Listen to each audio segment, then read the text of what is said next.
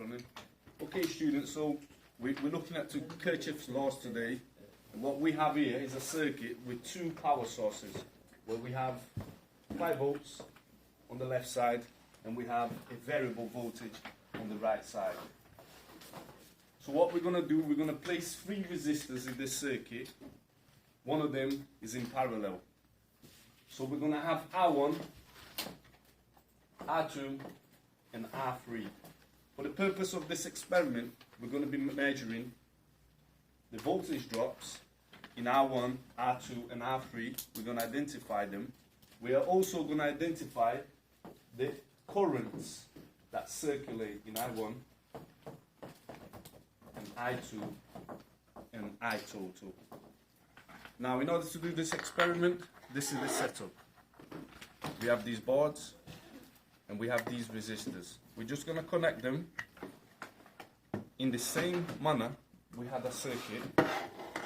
And now we're going to connect the positive of the first power source and the negative to the last resistors, R3.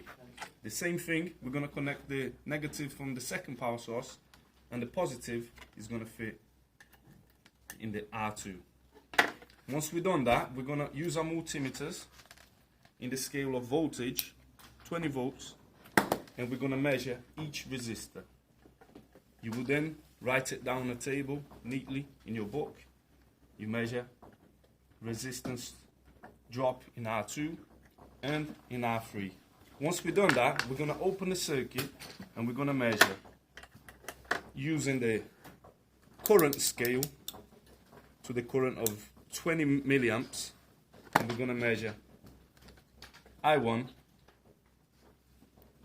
Can you just show the result there? That's 21 milliamps. We're going to measure I2. We also need to open the circuit in order to measure current. And that's 0.07 milliamps. So that's 70 microamps.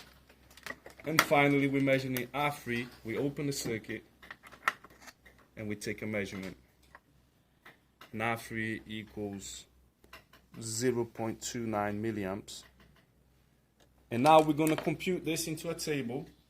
And what we will discover is that one of these will have a greater current, and the current will be split into I2, I3. So for example, if the greater current is I2, then I2 will split into I3 and into I1. Thank you.